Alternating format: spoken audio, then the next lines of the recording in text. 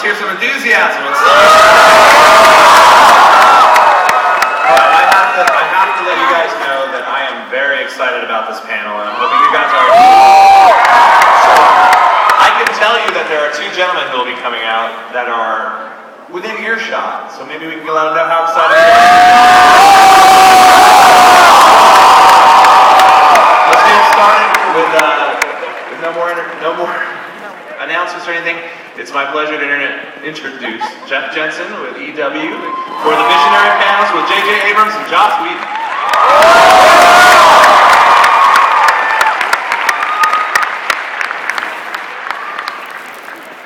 Thanks for coming. Our guests today need little introduction to any of you in this room. Their combined fantasy worlds alone could inspire a 4-day fan convention and proverbial pop culture Mardi Gras. Buffy the Vampire Slayer. Angel. Firefly. Dollhouse. Dr. Horrible Sing-Along Blog. Felicity. Alias. Lost. Maybe we should just save the applause for the end. It's a really long resume. Fringe. Cloverfield. And Star Trek. These are the signature works of Joss Whedon and J.J. Abrams, but their creative fingerprints have been all over the pop culture of the past 20 years, as they have contributed to all sorts of entertaining joyrides, Toy Stories, and fun time Armageddon in movies, television, and yes, even comic books. They produce, write, direct, make music, and have been known to act. And they, like you, are fans. Their work has been inspired by the passion they have for the stories of their youth, and their influences continue to inspire their current work, which is helping to lead us into the future of entertainment. Don't you think it would be cool if J.J. Abrams and Joss Whedon teamed up and made a movie or a TV show? Well, they're not. But I say we bring them out here and bully them into it. Please welcome to the stage J.J. Abrams and Joss Whedon.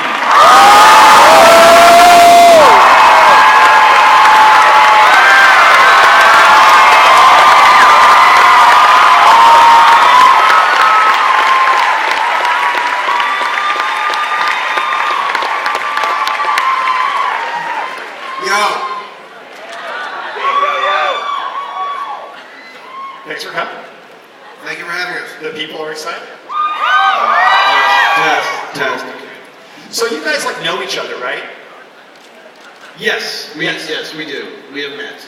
Back in the day, on the WB, when we were doing Felicity and you were doing your spectacular shows. Yes, we were. We met at the parties. We think. We don't remember very well. But we do know each other. Yeah. And then We've never met. Have you had the opportunity to talk to each other often, or exchange notes or anything? Yeah, we've partied. No, we haven't. Not that hard. We've not partied.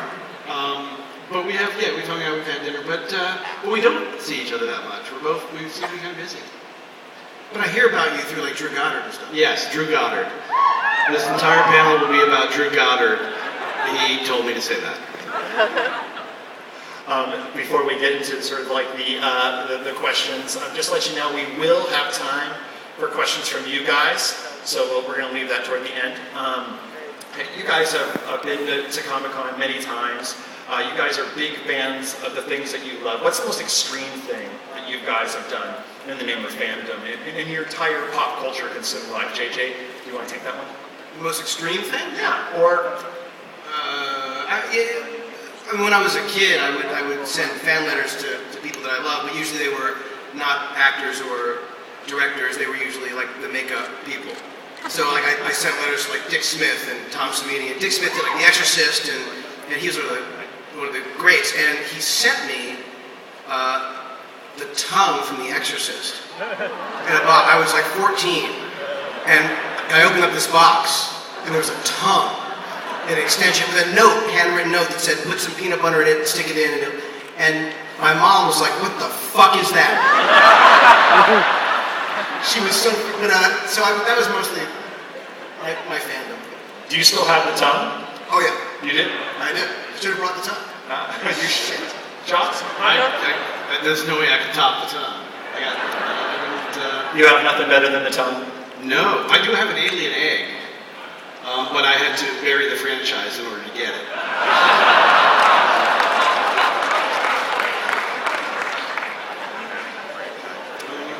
When did you guys decide that you wanted to be storytellers? What was the inspiration that made you want to do what you guys do today? I decided that JJ wanted to be a storyteller when he was just a young lad. I always wanted to be a storyteller. There's never been any doubt. I had no idea what form that would take. I just knew I couldn't make an honest living because that sounded hard. And I just felt, I had these universes in my head. I didn't study writing, and I knew I wanted to make films. Probably that was what it was going to be. And I knew I'd create them, but I didn't really think about writing them. And then when I started to write television specs, because I actually needed to eat food and live under a roof, that's when I realized, oh my God, writing is, and will always be, the thing by which I define myself. I think that for me it was when I was a kid, I was, and I guess still am, the idiot who loved to do magic tricks for my relatives. So I was just always doing things, and they would be like, "Oh, wow, that was amazing," try and convince me they were amazed. But it was sort of that feeling of creating an illusion and making people believe something was real that they didn't expect. And since I didn't really want to become a professional magician, although I'm certainly debating it still, the idea, sort of writing seems, I guess, like a filmmaking was sort of a natural progression, and another option to do sort of the same thing in a different way. Now, I just want to, not to bring up Drew Goddard again, but he and Brian K. Vaughan were having an argument about whether comic book nerds or magic nerds were more pathetic. And, where do you stand on that?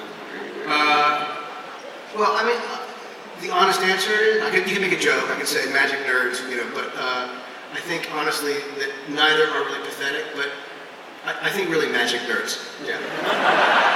Well, Brian also wore a cape when he did it. Did you wear a cape? I didn't wear a cape. Okay, then you're cool. And I always wanted a top hat. Never had one of those. Okay.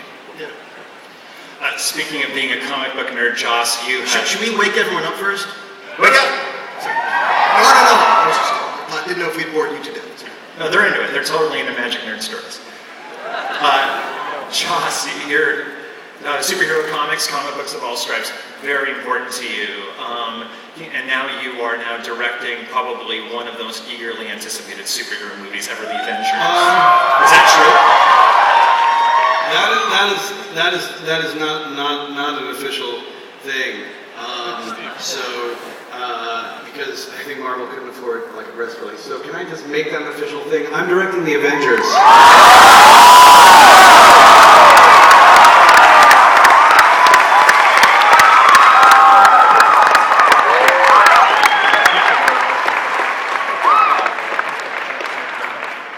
It's just a gig, Were The Avengers a big part of your comic book reading when you were a kid? Yeah, they were one of the first books when George Perez was drawing them. They were on Counter Earth. This was a big deal for me, yeah. Squadron Supreme, I'm just saying.